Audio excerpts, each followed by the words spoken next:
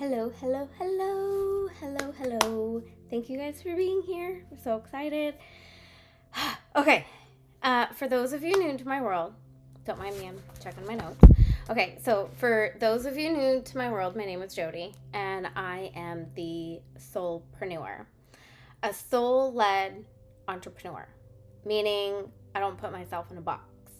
I'm an intuitive mindset coach, an energy healer, office manager for a logging company that belongs to some family of mine. And most importantly, I'm a mom. And yes, for those of you that have known me for a while, I do also still have my real estate license. I am certified in multiple modalities that include quantum healing, silent counseling, which is breath work and tapping, and it releases the trauma held in the body. Also, the activation method, which is one of my absolute favorites.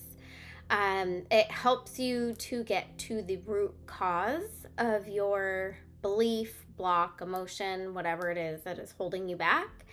And we do it by working with the body and the subconscious mind. So I've also learned a lot just from life experience and healing my own trauma. So just a quick glimpse into my background. I was raised by a single mom. She was a narcissist and drug addict. And I say was, she passed away last year from a drug overdose. So RIP mama. Growing up, I didn't really have a relationship with my dad. I lived with my mom. I have a full-blooded brother who lived with my father. I am the oldest. My brother is 3 years younger than me. And my dad and my stepmom also have a daughter together. So she is 11 years younger than me. The dynamics and things change so much over the course of the years that we didn't really grow up together, and we legit had 3 completely different childhoods. Our whole lives have been completely different from each other. I have been raped. I've been molested. I have been abused physically, verbally, emotionally, cheated on. I think at some point most of us have by now. I actually beat cancer twice. I almost died giving birth to my daughter, which is another long traumatizing story in itself. I am divorced. I am a single mom. So needless to say, I have been through a lot. But we all have 2 choices in life when things happen. Either we become the victim or we become the victor. And we can let it have power and control over us, or we can take our power back and let it empower you. The choice is yours. I know in the moment sometimes it's really hard to think that you have a choice, but you do. You really do. So pain into power is very dear to my heart because I've been there. And I know that everybody's situations are different. No 2 people are the same. Statistic wise, I should be a drug addict, and I'm not. But I beat the odds, and so can you. So when I started my own personal healing journey, I was in the middle of what became a very messy, nasty divorce. I was going from a stay-at-home mom to a single mom, and at that point in time, I was on the highest dose FDA approved of Zoloft every day and 3 different anxiety meds depending on the level of anxiety I was having that day. So 3 years later, I'm no longer on any prescription medication. I now have a great relationship with my dad and my brother as well. I have a great relationship with my ex-husband. We actually co-parent very, very well together. And it's not all sunshine and roses. Sometimes it is tough. Healing is tough, especially bringing up old wounds from things that happen childhood in the past. Things we've been taught so much to bury our emotions and kind of act like it didn't happen. At least I know I was. A lot of people I know was raised that way. That you just, I don't know, you just bury it, and it's not right. Because we bury it, it just gets stuck and trapped in our body. So healing can be tough. Through my journey the last few years, I've also lost a few people that were very close to me. And then, as I said before, last year my mom passed away.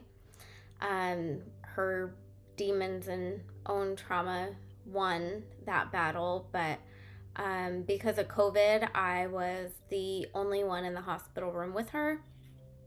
She did have a drug overdose. She was on life support for 3 days, and I, excuse me, as the oldest, her next of kin, and my brother was living in a different state when it happened, so he couldn't get here in time. So I had to be the one to make the call to basically pull the plug because nothing was working. So yeah, there's that. But I'm here to show you it can be done. Anything is possible. Okay? So if I can do it, you can do it. Anybody can do it. So welcome. Okay, so let's start off with talking about trauma. Excuse me, I need a drink. A lot of people have a misconception about trauma. Many people only think of trauma as something that major that has happened in your life, whether it was abuse of some kind, car accident, near-death experience, something like that. And yes, those things are traumatic. However, trauma is anything that made you feel unsafe or pushed your boundaries. So trauma creates a stress response in our body, and we're only meant to be in it temporarily. But what happens is when we hang on to those feelings and emotions and we don't deal with the trauma when it happens, we end up staying in that stress response, and we're not meant to. So when we stay in there, so the trauma response activates fight or flight, and it overloads your sympathetic nervous system. So when you stay in that state, that's when things get created, like depression, anxiety, disease, fear.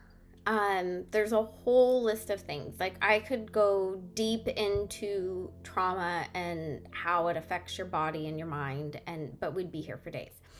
So, what it does is it malfunctions when it stays like that, and it keeps you constantly in that survival mode, and we're not meant to be in survival mode. I was in fight or flight survival mode for years and years, and too many years. So the more we can do to neutralize and release, the more it can go back to normal. So the more you take back your personal power, the less you allow anyone to have power over you. Staying in that response and not dealing with whatever was going on is allowing that person to still have power over you. So that when your body holds on to it, the energy, it blocks. Like we're made of energy. Everything is made of energy. Everything in us, everything around us, everything is made of energy. So when the energy gets stagnant, it can't flow like it's supposed to. And when it can't flow like it's supposed to, that's when problems like diseases start to develop in our bodies, because your body is not functioning the way that it was meant to function. So it's important to kind of understand, I guess, how that works. So the next thing I want to talk about for a minute is your ego. So we have, pretend this is your brain. We have this tiny little chunk up front, which is called the ego, the conscious part of the brain. It only runs 5% of your thinking.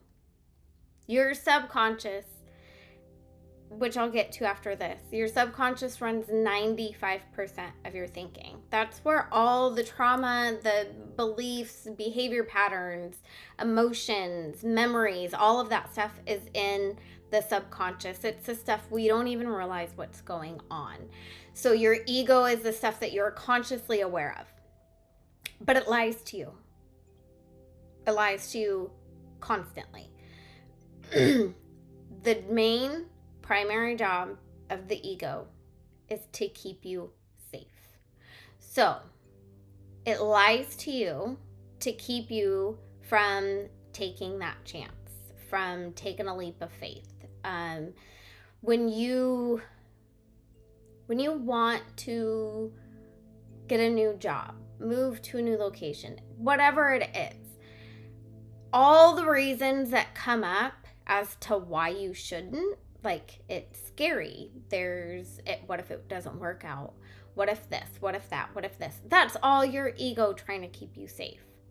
So what I like to tell my clients all the time is, if you think you want something, just sit quietly, close your eyes, and take a deep breath and ask yourself, like, do I want to start a new career? The initial gut instinct, feeling, thought that comes up, that is the true desire. Everything after that is all bullshit from your ego. So the beliefs, what you really want, your beliefs, desires, all of that are in your subconscious, those are the first initial response that you get. Within 3 to 5 seconds, the ego kicks in and tells you all the reasons why you shouldn't, why you actually don't want it, why it's not going to work.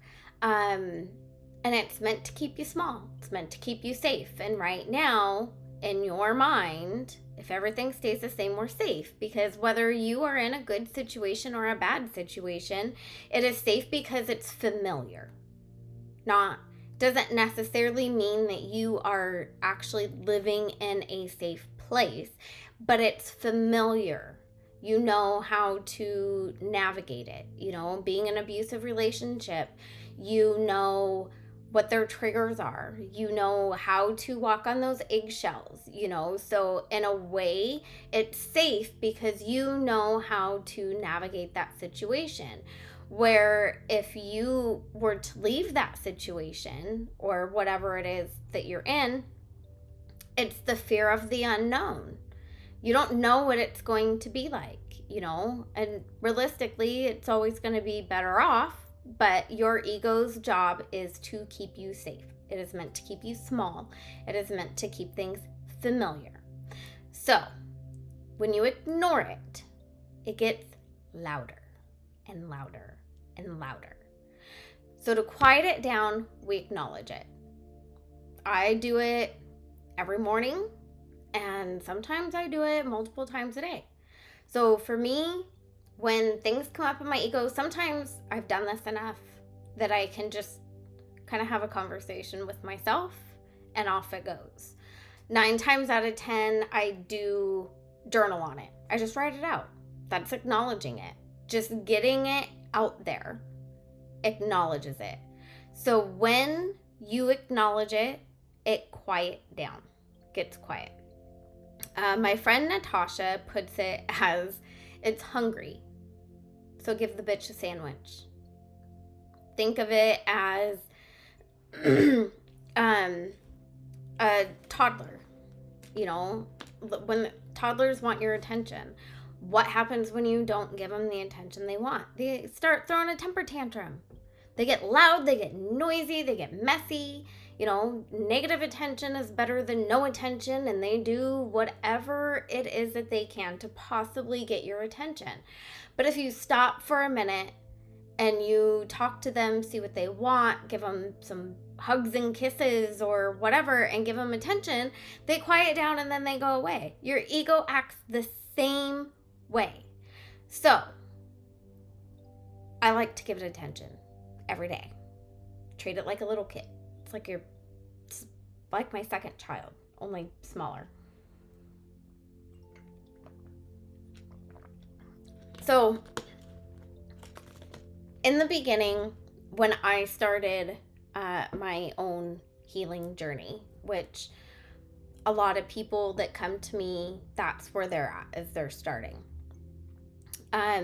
It's really hard to wrap your mind around possibilities that life can be different because you are used to the way things are. So one of the things I like to do, it's called my what if, where I would see people on social media or coaches that I hired in the beginning, books that I read, starting to think about the life that I would like to have. Obviously, in the beginning, I didn't believe any of it was possible for me. So then I start my what if. What if I believed it was possible? What if I believed I was meant for something better? What if I believe? What if? What if? What if? That is enough to make your ego stop and think, okay, maybe. Can't say yes and I can't say no. And because of that, it quiets down. So there's one way to quiet it when it starts talking. What if I believe different? What if I believe I'm worthy of the life that I want? What if I believe I can have everything that I desire? Because really you can. The only one limiting yourself from healing, being happy, having everything that you want, the life that you want, the only person that is stopping you is you. You're the only one. Nobody else. It doesn't matter what your situation is. Nobody else. I know some people get pissed when they hear that, but it's true. And it took me a really long time to learn and fully believe that. But it is true. You are the only one that can change your life. You're the only one that can do it. So try the what ifs. So let's take a moment and talk about the subconscious mind. Like I said, that is where your personality, behaviors, emotions, thoughts, beliefs, all of that stuff is there. So I like to explain when it comes to the emotions and the beliefs, all of that is stored. The stronger the emotion is in the moment something happens, the harder your subconscious hangs on to it. So think of it as like a computer system, and it has all these different files everywhere, right? So you have a file for anger, you have a file for happiness, you have a file for sadness, and in that file is every memory, even if you don't consciously remember the memory, it is filed in your subconscious. So you have a file with each of those tied together. So if you wake up in the morning and you start getting ready for the day and you stub your toe and instantly like it hurts and you're frustrated and you're like, oh my God, what the fuck is going on? Instantly, subconsciously, it says, oh, anger, frustration. I know these emotions, and it opens those files and it starts playing without you even realizing it. it starts playing every memory over and over and over like a movie reel. So as it does that, that is how you can get into a low negative feeling in the morning and then stay there for hours at a time. And the more of these files we have, the more little things bug us. You know, have you ever just had something so little and stupid and minor happen, but you just snapped because it builds and it builds and it builds and it builds, and until there's no wiggle room anymore. So the littlest thing happens and just poof comes everything out. That's why it's so important to heal and release and get rid of this shit. Just clean it out. The more you clean it out, then you can get up in the morning and you can stub your toe and you'd be like, ugh, freaking hurt. And then turn around and walk away and be like, okay, that's done and over with. We should only feel an emotion for like 90 seconds. Anything after that is your subconscious just playing the other crap in the back of your mind, keeping you there. You have to tell your subconscious to stop. That's how it works. You have to tell your subconscious, knock it off. And the easiest way to do that is clearing everything out. So even if you just take a moment and take, a couple of deep breaths. There's a ton of information on some of this stuff that I'm going to give you for tomorrow. But take a moment, take a deep breath, listen to some music, walk away, meditate, whatever it is that you have to do to feel better. Turn on some music, dance around, clear your mood, get it out of there, and then go about your day. Because if you are staying in that emotion and trying to continue your day, you are in this fight or flight, stressed, overwhelmed, resistant, fear-based state. And guess what? You ever heard of the law of attraction? Like attracts like. As you are in that state, you are going to attract more things to keep you there. So if you take control, don't let yourself stay there. Get out of it. Get a smile on your face, get happy, take some deep breaths, whatever it is you have to do, the more you are going to attract more things that help you feel good the rest of the day. So, that's some of the notes on the subconscious. Oh, so the other thing with the subconscious, it does not know the difference between real or fake. It doesn't know the difference. So if you sit here and you think hypothetically, okay, say you just watched a movie and it had to do with a man that had an affair. And then you start thinking hypothetically, well, what if my husband cheated on me? What would I do in that moment? Like, how would I react? And you really start thinking about this stuff. Your brain's processing it as if it actually happened. So the more attention you give it, the more it thinks it is important and it hangs on to it. And then you think, well, I would be pissed. I would be so hurt. I would be heartbroken. I would be this. I would be this. I would be this. And it files it away as if it happened, even though it didn't happen. It was just a hypothetical situation that you told yourself after watching a freaking movie. So you have to be careful about what you say.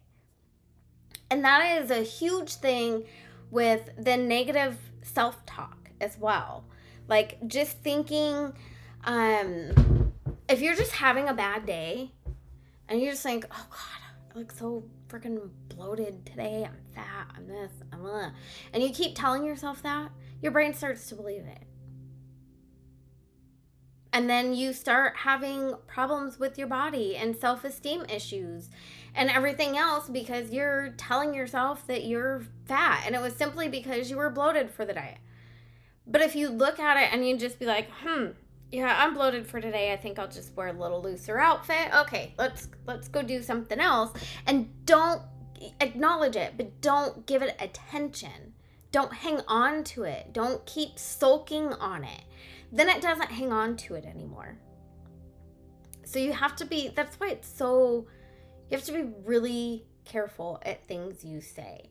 I've had this conversation with my daughter so many times because she sees things happen at school or other kids talk about certain things, and she would be like, Mom, I would be so mad if I got in trouble for this, or I would be so mad if you and Dad did this and this and this. And I'm like, now remember, how are you talking to yourself? And she's like, oh yeah.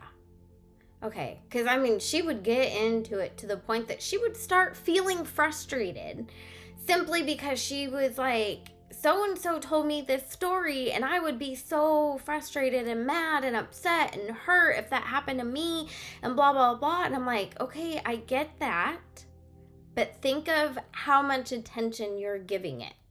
It's one thing to be like, Mom, you know, so-and-so told me this story today, and I really felt for her because, you know, if that were me, like, I would be hurt too. You're acknowledging it. You're telling the story, but you're not attaching yourself to it. So you have to be very careful on, there's like a thin line between it. Be very careful about that thin line. So the other thing I want to say about our brain, we have a part of our brain, it's called the reticular activating system. And it is like a spam filter. Like your email spam filter.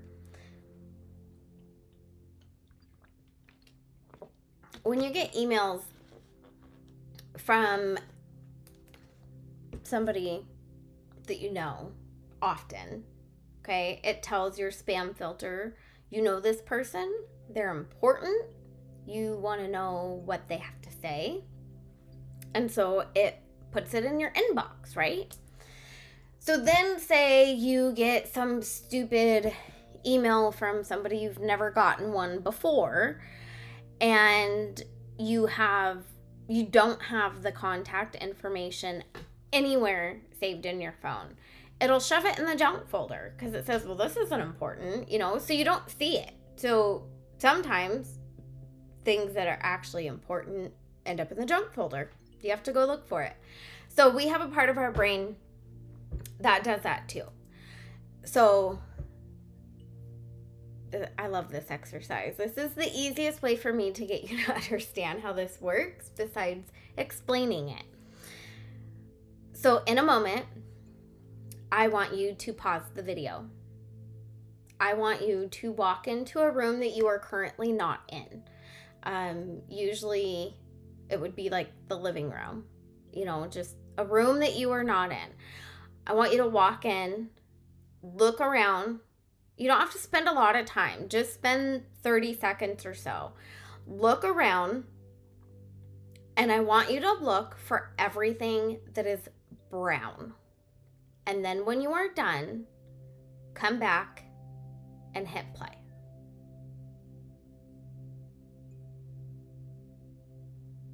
Okay. So you went and looked for everything brown. Now, I want you to tell me what was in that room that was blue. 99.9% of your instant thoughts were, oh shit, I don't know. Because you didn't tell your brain in that moment that blue was important. Brown was important. She said to look for brown. So in that moment, brown is what was important. That was the only thing it was registering.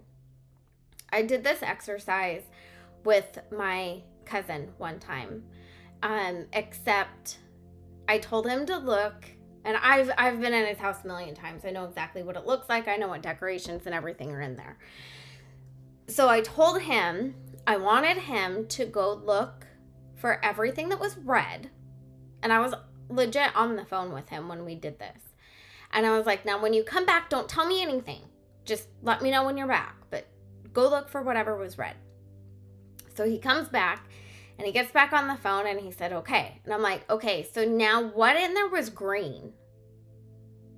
And he was like, huh? No. I did it the other way around. I told him to go look for something that was green. And then when he came back, I asked him what was red. And he comes back in, and he had no freaking clue. He's like, I don't know. And I go back and look in your living room. What in there was red? And he's like, my whole living room. I'm like, I know. He's Indian. His mom is Indian. He's half Indian. His mom is Indian. They have Native American stuff all over in their living room. Blankets, pictures, paintings, all kinds of stuff. There's red in everything in his living room. But because I didn't ask him to look for the red, in that moment, immediately, he couldn't think of anything. And he's been in his living room. He was living with his mom. He's been in her living room like his entire life. But in that moment, it wasn't important. So it didn't register. So for women who say, this is another one I use with clients and stuff often. For women who say, there's no good men out there. And I'm sure at one point or another, it has probably come out of all of our mouths. Especially coming out of a failed or not healthy relationship. So, if you constantly tell yourself that there's no good men out there, and you could walk into a room with 50 men in there, and 30 of them, 40 of them, 30, 40, whatever, are just top of the line, great guys. They treat a woman like a queen. They have good jobs. You know, they're loyal, they're honest, they're faithful. They're everything you could ever want. You're not even going to pay them any mind. You are going to notice that 10 to 20 guys that are worthless pieces of crap. Those are going to be the ones that your brain and body say, I'm attracted to that guy. I want to talk to that guy. I want to get to know that guy. Because you can pick up on other people's energy, whether you realize it or not. Everybody does it. So the way that your body picks up on their energy, it can kind of tell. And that's part of that fight or flight. That's that safety, right? So that's the whole, like, when you meet somebody and they give you the creeps, that's your fight or flight kicking in and saying, get the fuck out of there because, you know, this is not a good person or whatever. Get away from them. It's when you have that instant feelings or whatever, you know, sometimes you meet people and you just instantly think there's a connection. There is, like, they're just wonderful. It's something about them. Like, I just really want to get to know them. I just know we're going to be really good friends or whatever. That's you picking up on their energy, your fight or flight, your brain, all of it connecting with that person in that moment to know if they are right for you. When your fight or flight kicks in, it knows. You know, like I think it's like the first 10th of a second or something like that, your brain, your fight or flight, all of it recognizes from the person's energy, am I safe? Is this somebody I'm compatible with? And not always in a relationship way, like friendship way. Like, are we similar? And it registers that immediately from meeting somebody. So, back to what we were talking about. So it pays attention to what you tell it. You are the brains of the computer. You are what tells that spam filter what is important. So when you are constantly complaining or thinking about telling yourself how horrible things are, the more you're gonna attract things into your life that are gonna keep you down. It's just sucks sometimes, but that's how it works. So we vibrate on different energy levels, right? So when we're in a low vibrational state, that's things like anger, fear, sadness. The longer we stay there, we're only attracting things into our life that keeps us in those.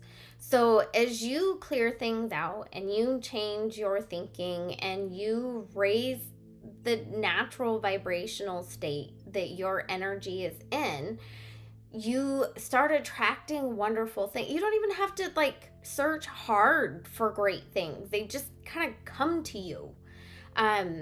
Because like attracts like. So a lot of you have probably heard about movies like The Secret, The Law of Attraction, things like that. So that's where like affirmations and gratitude come in. Because the more you do focus on that stuff, the more like your brain looks for that stuff, the more you elevate. There's more to it, yes. A lot of the things that people, from what I have found, don't talk about, it's not just positive thinking. You have to remove what's blocking you from believing. Your emotions and your belief have to match that thought. So if you want a new car, you have to remove all the reasons why you can't get a new car. And you just have to be open.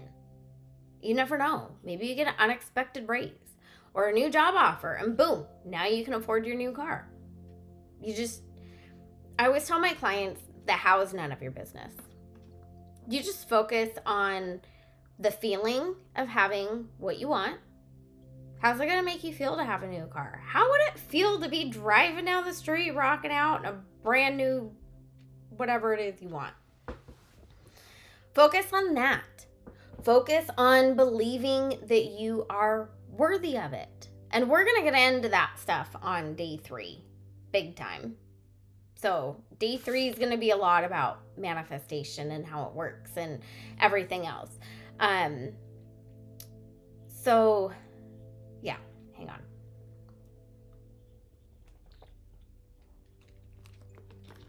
Okay. The next thing I want to talk about is everybody kind of understand a little bit about how the brain works, how it functions. It helps you kind of understand yourself a lot more. Look at everything as like an observation when things come up. So when you get thoughts and beliefs and different things like that, observe it and ask yourself, what's the meaning with that? Why is that coming up? Why do I think that? There's a whole bunch of questions you can ask yourself. Where did it come from? Is that even mine? Because sometimes the beliefs we have aren't even ours. We got them, we picked them up from our parents, our grandparents, anybody else that we've been around. Like, so one of the big things I heard growing up, money doesn't grow on trees. And I believed that for the longest time. Like, money wasn't meant for me. It doesn't grow on trees. I don't come from that kind of a family because that's what I heard my mom say. And then when I started working on myself and reframing certain things, whenever that thought would pop up, you know, the money doesn't grow on trees, I would say, well, actually, it does, because it's paper, and paper comes from trees. So actually, money does grow on trees. And it would instantly shut it down. Instantly. I knew where it came from because I'd heard it so many freaking times growing up. So that was a good way of releasing and neutralizing that thought and letting it go. So my throat is so dry today. I've recorded a whole bunch of stuff today, which is probably why. Okay. The next thing I want to talk about, and this one can be a sensitive subject. And you may not view it the same, but we're going to take a moment. We're going to talk about narcissists. The most important thing, there's two really important things you can know about a narcissist.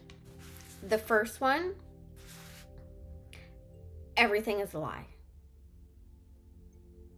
Everything is a lie. Don't believe anything that comes out of their mouth, because everything they say is to manipulate and control you. It's all a lie. And the second thing, this is the one that really gets people sometimes. You are not special. When it comes to that narcissist, you are not special. If it's not you, they would treat somebody else the exact same way. When you are in a relationship with a narcissist, they will love bomb you, gaslight you, manipulate you. They don't even know what love really is. Because if they did, if they really loved themselves, if they really truly loved you, they would not do those things to you. They would not hurt you. They wouldn't manipulate you. They wouldn't try to control you. That's not love. It's not. You are not special. Because if you get the courage to walk away from that relationship, they're going to do the same thing to the next person. You are not special to them. Are you special to everybody else? Absolutely. We're all special. We are all special in our own beautiful, unique way. When it comes to a narcissist, you are not special. Everything is a lie. Everything they tell you, when they're telling you things are going to change, they're going to do better, they love you so much, that's why they call you 50 times a day. They're concerned with your safety, that's why they need to be able to check the location on your phone. It's bullshit. All of it is bullshit. It is a lie. It is a lie they tell you to keep you from leaving. It is a lie they tell you to beat you down and break you so that they can manipulate and control you. All it is a lie. It is not love. They do not love you. They do not know how to love anyone. They don't even love themselves. They may think they do. They may act like they do. They may think they are God's gift to women. But guess what? Deep down and in their subconscious mind, they do not love themselves. So yeah. So it is, remember, it is about power and control. And they blame somebody else. They always blame somebody else. It is never their fault. Nothing they do is their fault. It's everybody else's fault. It's everybody else's fault. They are the way that they are. No, it is not. It is theirs. They just do not want to step up and accept responsibility. One of the main things to remember, the things that they say and the things that they do and the way that they treat you, it is not a reflection of you. It is a reflection of themselves. It is not on you. Because remember, you're not special. Not to them. You are an object. You are something to possess. That is all that you are. They want to beat you down so they feel inferior, so they feel better about themselves. You believe them, and you let them take that power away from you. You let them. You're giving them your power. You are giving them complete say and control over you. You are making that choice, whether it's consciously or subconsciously. That is the truth. Sorry. It's the truth. So, the only way anyone can ever have any kind of power or control over you is if you let them. Stop letting them. You are the most important person to yourself. You are the only one that is going to be with you 24 hours a day, 7 days a week, until the second you die. So, why are you letting other people take your power and have control over you? They're not in it for the long haul. You are. You're stuck with yourself the rest of your life, whether you like it or not.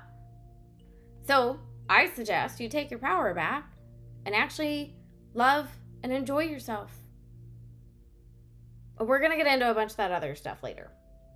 Tomorrow, we're going to talk about boundaries and setting boundaries and your standards, because that's a big part of it. The better you feel about yourself, the higher your standards, the more boundaries you put up, it will help a lot. So,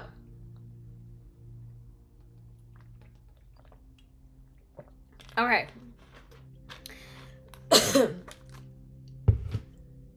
One of the things I've noticed, a lot of people and coaches and stuff don't really talk about is the downside to healing. It's going to be emotional.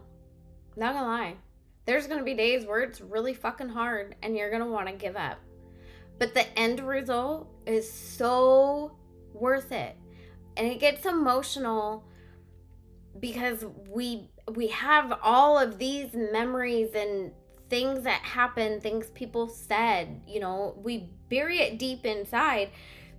So when you're going through your healing journey and you're starting to work on yourself and your personal development and everything else, you're bringing it all back to the surface because you did not deal with it and process it and let it go when it happened. You just buried it.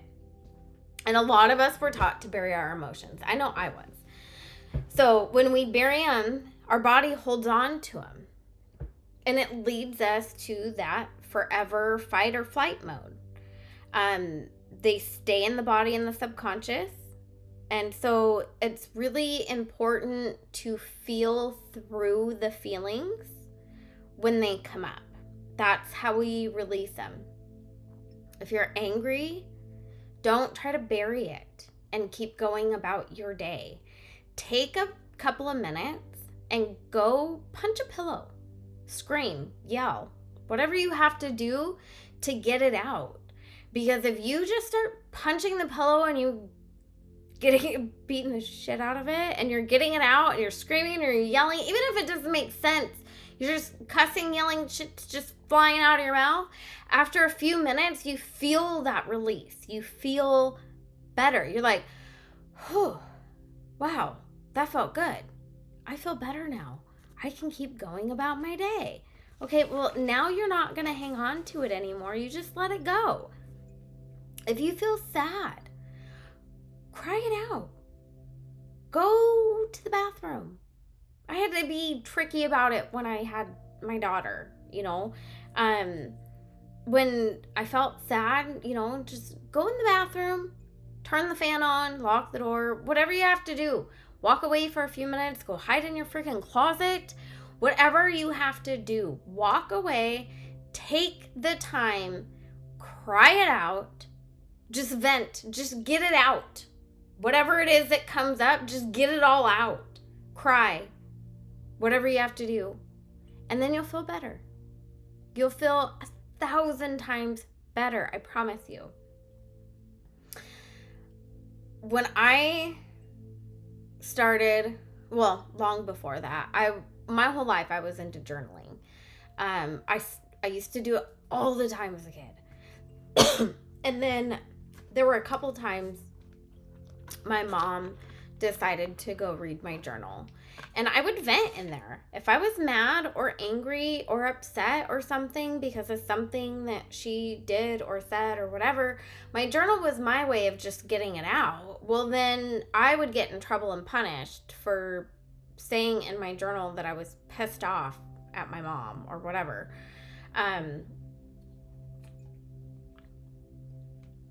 So then I didn't feel safe anymore. And then as I got older, I started journaling again. And then, again, it happened with my ex-husband. And he, ironically, the journals that he read and got mad and upset about were journals that I had and stuff that I wrote before I ever met him. So if I mentioned, like, having a crush on a guy, because there were a couple before I met my ex-husband, that I had a couple of guys that I knew that I had a crush on. And, like, the more I got to know them and talk to them and be around them and stuff like that, like, the crush went away and it was just a friendship. So we were still friends. Nothing happened. We never dated. Nothing physically ever happened between us. But my ex-husband instantly would get pissed off. And, oh God, he would throw a fit.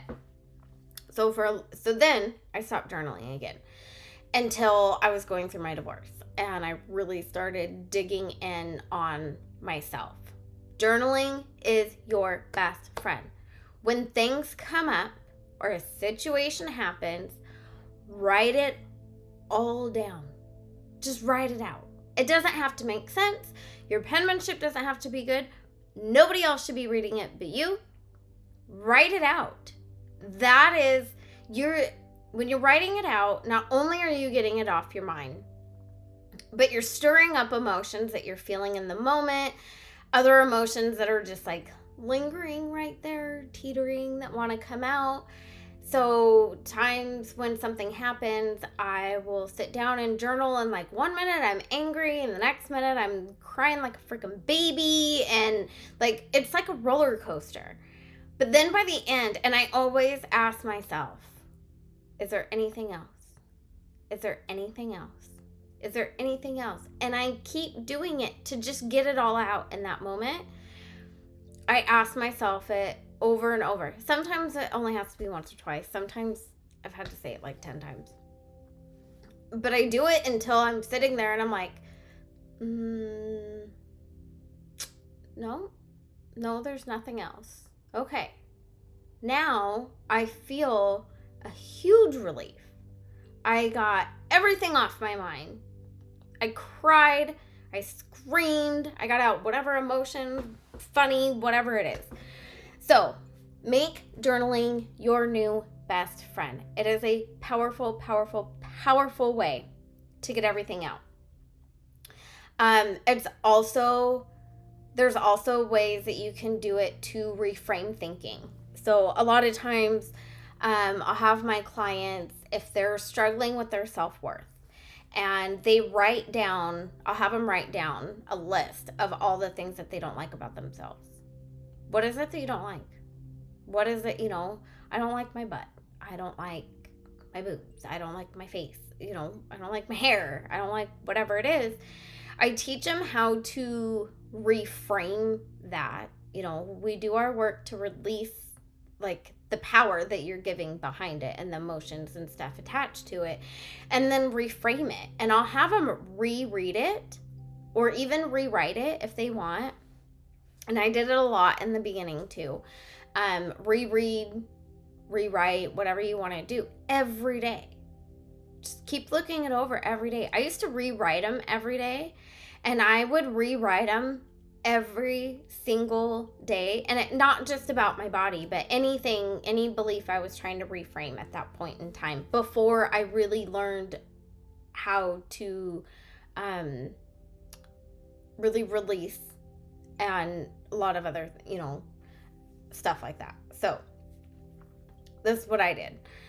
I would rewrite it every day. I had a list. Sometimes there was like 5 things. Sometimes there was like 10. Sometimes there was like 20. I rewrote them every day. Every single morning when I got up, I would rewrite them until I was reading it on my piece of paper. And I'd be like, oh, that's stupid to write that. I already know that.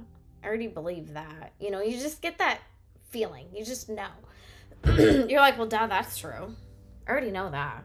Like, I don't need to rewrite that one. Okay, now we cross that one off the list. Keep going. Takes like 21 days to build a habit. So for a minimum of 21 days, rewrite it every day or read it, whatever works for you. That's the long way, I guess, of reframing. But in the beginning, that was how I did it. I just rewrite it every day until I believed it.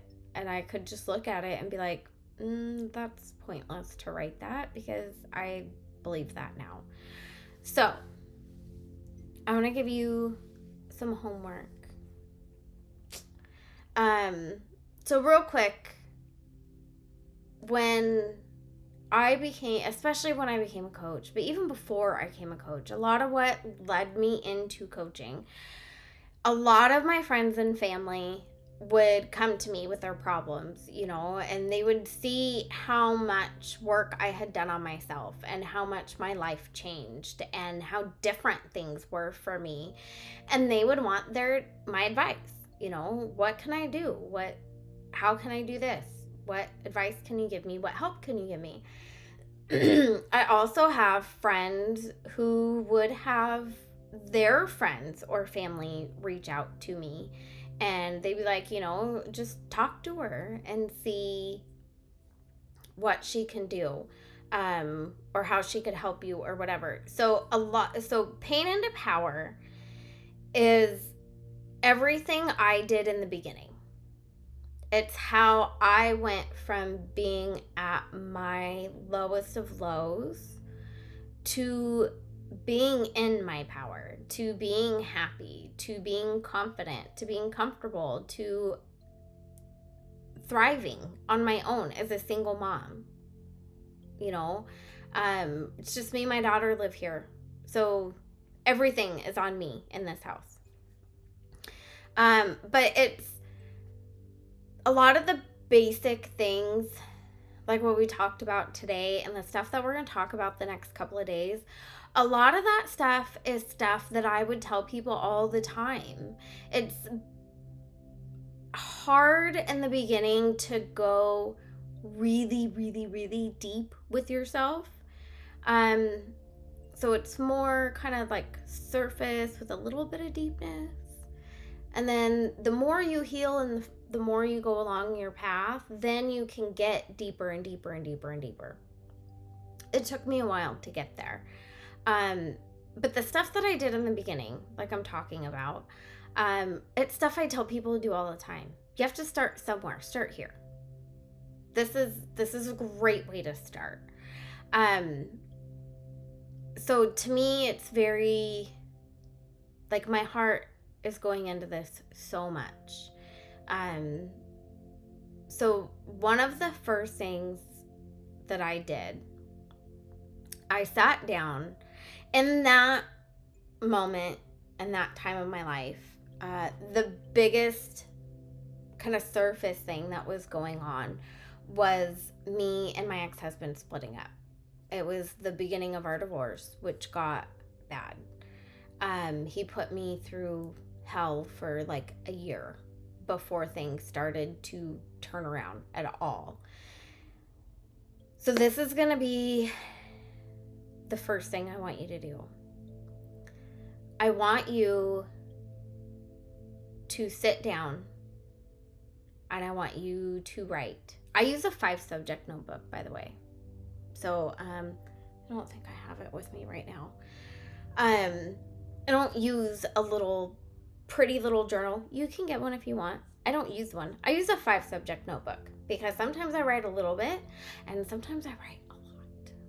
In the beginning, I wrote a lot. But the first thing I want you to do, get a notebook, get a pen, take some time, sit somewhere where it's quiet. This was the benefit of the divorce, was that my daughter went to her dad's house. And I would do this stuff while she was at her dad's house. I know everybody's situation is different. But that is, in the beginning, I went from a stay-at-home mom. I'd been a stay-at-home mom for like 9 years at that point. Something like that. My daughter just turned 12. We're going on 3 years divorced. So, yeah. I went from having her all the time, every day. I was a stay-at-home mom her entire life. I was with her all the time. My life revolved around her, to suddenly only having her half the time. And at first it was really hard for me. And custody was something we never argued on, because no matter how bad things got with us, he was a good dad. And he's always a great dad. He was absent a lot because he worked a lot. And even when he was home, he wasn't very present because he knew that I had everything handled. I think it's really important, if both parents are good parents and they take care of the child, they protect the child, they can keep them safe, and they're not drug addicts, alcoholics, whatever. I believe a child needs both parents. That's my personal belief. You can agree or don't agree. Like I said, my ex-husband, he's always been a good dad. So it was never a question for us about the custody. I told him from the get-go, it's 50-50. It's just figuring out how to split that up. Because at that point in time, she wasn't used to being away from me more than a few days. Now, there were times that he went and worked out of town. Like, we had I think 2 months the year before, he went and worked in Alaska. So she had experience being away from her father. So being away for a week from him wasn't a big deal, but she knew that she wasn't ready for that. So it was figuring out how to split it. We did a weird 5-2-2 thing for the longest time. Now she's older. Now she's doing a lot better about that stuff. So now we do week on, week off. So when she would go to her dad's is when I would really, really dig into this stuff. And then that way it also allowed me to kind of focus more on her, or when she's at school, whatever. That way I could be more present in the moment when she was with me. But, okay, so what I want you to do, the first step is admitting there's a problem. And if you've ever been a part of AA or NA or anything like that, like I said, my mom was an addict off and on. She had some years where she was clean and doing really good. And then the last few years, not so good, obviously. But honesty. I want you to sit down and I want you to be really completely honest with yourself. Be honest about what your life is like. Every aspect. Your relationship with your significant other. Relationship with your kids. Relationship with your parents. Relationship with your family. Relationship with your friends. What your day is like. What do you do during the day? What do you do for a living? Do you work? Just write anything and everything that comes up.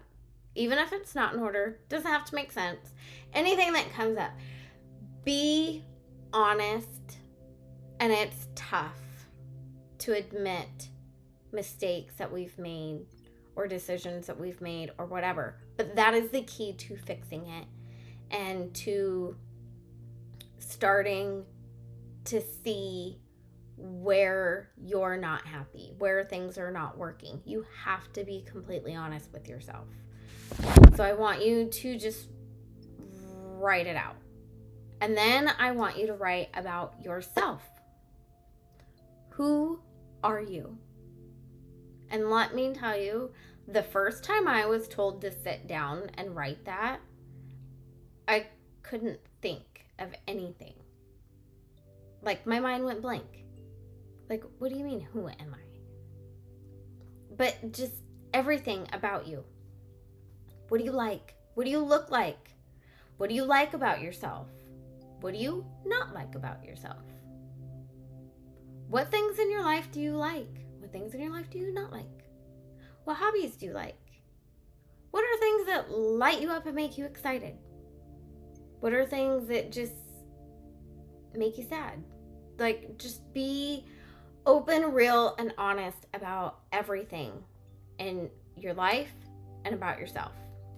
Get it all out of your head, because that is the biggest block and obstacle you're going to have on this road, is having clutter. It's like trying to find something in a house that's cluttered. Like, could you find a pan in a hoarder's house? No. That's how your brain is right now. It's like a hoarder up there. It's got so much going on in there. You got to get it out. You have to acknowledge what's going on. You have to acknowledge what you like and what you don't like, and who you are, and what your life is like, and what you do. All of those things. You have to get it out. Also, as uncomfortable and as hard and emotional as this is going to be, because trust me, you might bring out a few tears. When you are honest about your life and the way it is in the moment and everything else and all the things that are wrong with it, I want you to be honest about it and write that down. What is wrong with your life? What is wrong? What is not working for you anymore? Write it out. And keep asking yourself, is there anything else? Is there anything else? Is there anything else? The more you write it out, you are acknowledging it, first of all. But you are also releasing the power it has. Trust me, I have a friend who's also a client who was not a fan of journaling. Hardly at all. Now she loves it. And she's told me so many times, she goes, it's crazy because you tell me to write down whatever comes to my mind. No matter what it is, whether it makes sense, what it doesn't make sense, just if it comes up, just write it out. And I will have like all these thoughts come up in my head, and I'll grab my notebook and I will sit down and I will write it out. And then I look back over it and I think, what the fuck? I was actually thinking that? Are you kidding me? Why would I think that? That's the stupidest thing ever. But you have to get it out. You have to release the power. Okay? So write it out. And remember, any emotion that comes up, don't bury it. Feel it. It is okay to cry. It really is. It actually feels good sometimes. So then, after you write it out, all of it, go deep. I'm going to go back through it. And I want you to ask yourself, for every bit of it, how does this make me feel? This is so powerful in recognizing the emotions that you have attached to the different areas of your life. It helps you see so much about yourself. How does it make me feel? Is there anything else? And keep going over and over and over. Reread it if you need to. Sometimes when you reread it, other things will come up for you. So keep going until there's no more. Until you feel like a weight has been lifted. You'll feel like this heaviness was lifted. And that's you releasing a lot. Release a lot more. So then I want to talk for a minute about forgiveness, which is really difficult sometimes, I know. but it is the most powerful tool. Forgiveness lets you take your power back. Now remember, my mom was a narcissist, and she was a drug addict and an alcoholic, off and on she was an alcoholic my whole life, but she was a drug addict off and on my whole life. Do you think that something that she did or said to me when I was 4 or 5 or something like that, do you think it still affected her a year and a half ago? No, it didn't. So me hanging on to it is only hurting me. Forgiving somebody does not mean you have to allow them back into your life. If there's a situation with somebody that is no longer involved in your life, like I said, I was raped and molested as a child, and I forgave the man that did it. I did that not for his benefit, for mine. And yes, I knew him. I knew him very well. At the time, he was married into the family.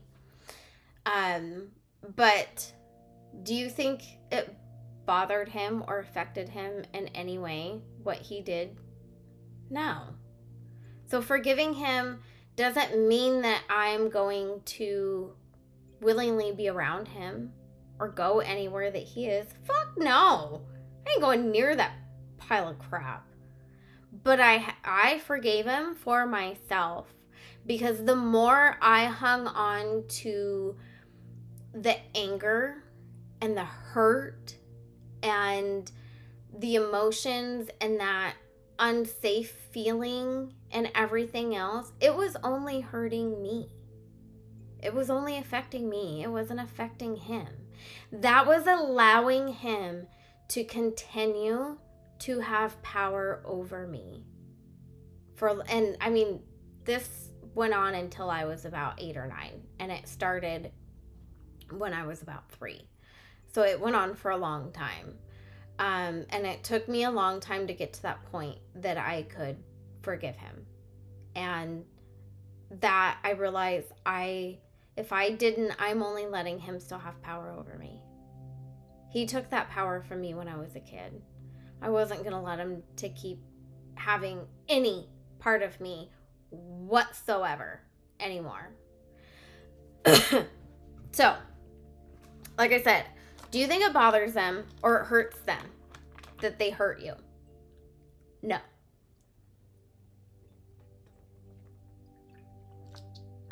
So, it is time to stop letting them have any power or control over your thoughts and emotions. Forgive for your own peace of mind. So, now that we've talked about that for a moment, you're going to write some letters. Well, you don't have to do the exercises, but so when I was going through, like I said before, when I was going through my divorce is when I really started my journey and healing and everything. Because of that, in the beginning, I started just focusing on him and the situation with him. So I wrote a letter to him. Yours can be to whatever you have going on in your life right now. Start with the most current situation. Whether it's problems with your marriage, problems with a parent or a friend or a coworker or a boss or whatever it is, okay? Start with the most current significant situation. When I started, it was my ex-husband. And I want you to write that person a letter. Anyone that hurt you. Even if you have multiple people, whatever. Write them a letter. But let it all out. Everything that you wish you could say to that person. If you have the guts to look them in the face and say everything on your mind, everything that they made you feel, how they hurt you, how it's affected you, Whatever it is, let it all out. Write it out in the letter. Write it all out. And before you panic, you're not giving the letter to them. You're not giving it to anybody, okay? So, write the letter. Let it all out. Cuss them out, call them names, whatever you wish you could say to them, say it in your letter. And then I want you to write a letter to yourself. Yeah. This one, believe it or not, is probably one of the hardest. I want you to write one to yourself about how you honestly feel about you and your life and the decisions that you have made that led you to this moment right here. Write a letter to yourself with anything and everything that comes up. Just let it out. So, like I said, don't worry. We ain't giving anybody these letters. But what I want you to do is when you're done reading them, I want you to look back over them. I want you to reread them. And I want you to look for lessons. Because as long as you don't find a positive lesson in a situation dealing with a person or from something that happened, you stay in that victim mentality and you will never be completely happy, fulfilled. You will never have the life you desire staying in that victim mentality. That victim mentality is such a low vibrational feeling and emotion. You know, it keeps you down with the fear and the anger. To gain your power back, you have to be the victor in the situation. And there, believe it or not, is a silver lining and a lesson for everything that happens in your life. I look back at a lot of the things, and I'm just going to generalize. Looking back at a lot of the things that happened in my childhood, I don't regret anything. I don't regret any bad decision I made. I don't regret any of the things that I went through, because it made me who I am. It led me to this moment. I have more compassion for people because I have an understanding of the things that they're going through, because I've been through similar shit. Been through a lot of shit. A lot in my life. But it made me who I am. It led me onto the path to be able to help people the way that I do. I look back, and the lessons I can take from my childhood is that it made me, these are just some of them, by the way. It made me stronger. It made me independent. I don't rely on anybody to take care of me or support me or whatever. It made me have walls up that kept me protected. It keeps my boundaries and my standards high because I don't want to repeat things from my childhood. I always said that if or when I had children, I was going to take everything I learned from my mom and do the complete opposite, because I never wanted my child to have or know anything about the kind of life that I had growing up. It made me more determined. It made me a better mom. It made me a better person. There's a lesson in everything.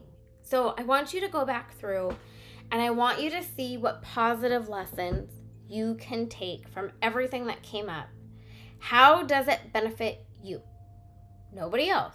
You. How does it benefit you? So,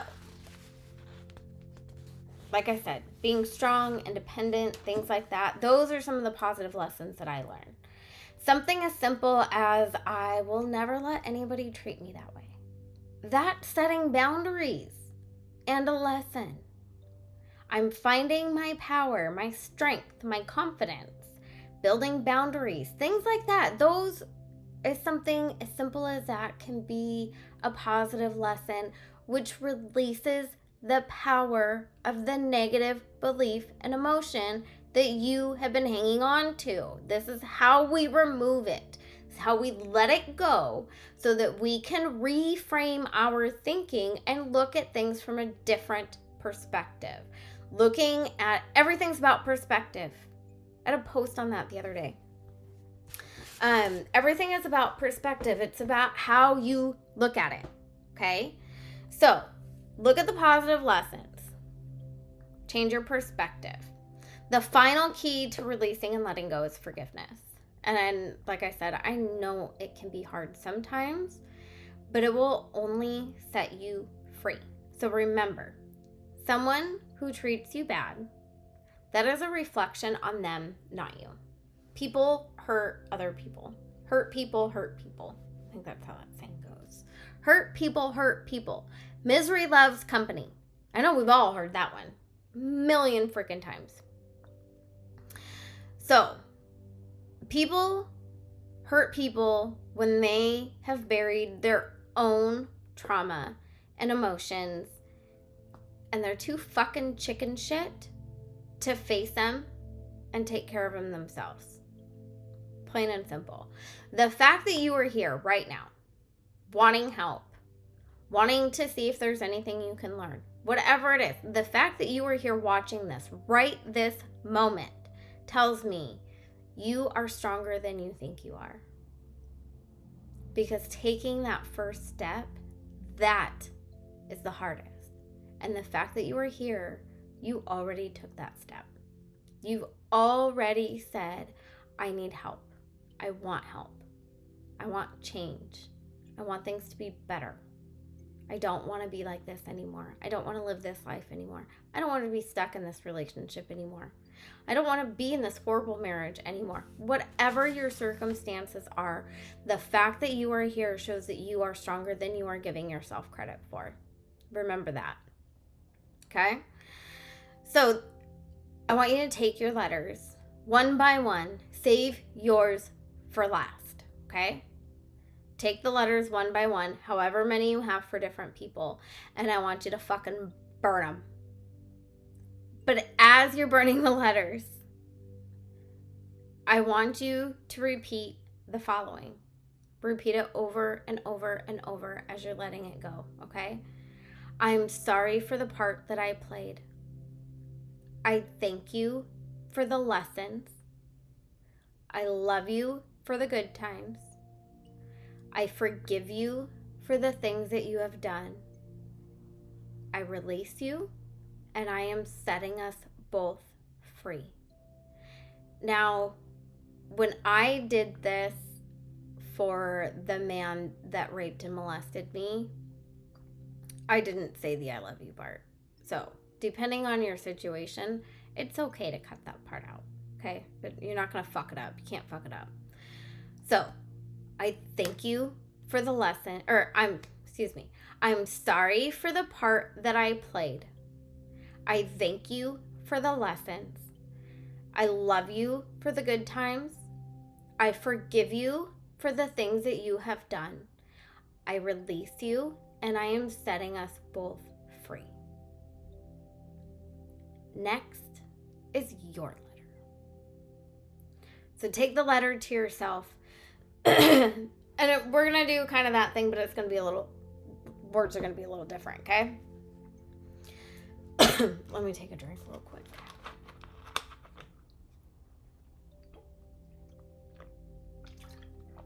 Okay. As you're burning the letter to yourself, repeat the following. I'm sorry for losing myself and my power. I thank you for the strength you're giving me. I love you deeply and completely. I forgive you for the choices you have made. I release you from the pain. I'm setting us both free. Repeat it over and over and over. So, that is your homework. I know it's a lot, but be very honest, open, honest, dig as deep. Here's another thing to remember. If it comes up while you're doing this, if it comes up to you, it's coming up because it's ready to be healed and released. Your subconscious is not going to allow it to come up if you're not ready for it, which is why a lot of times it's hard to really, really, really dig deep in the beginning. I know a lot of mine was very kind of surface level in a way. As I healed things and released things and started working on myself, then I could really start digging into some of the deeper stuff. Now I can get really, really deep without getting caught up in the emotion or the belief or whatever. But take your time. I know there's the next couple of days, there's a couple more videos, but you don't have to watch them right away. Take your time. Really put some thought and effort into this whole thing from today. I know it was a lot of information to take in. And yeah, there's homework. So I'm going to call it a day, and I will see you tomorrow on the next call, which, by the way, is going to be much more happier and upbeat, I guess, than today. We're not digging into sad, angry things tomorrow. So I want you to have a wonderful evening. Good night.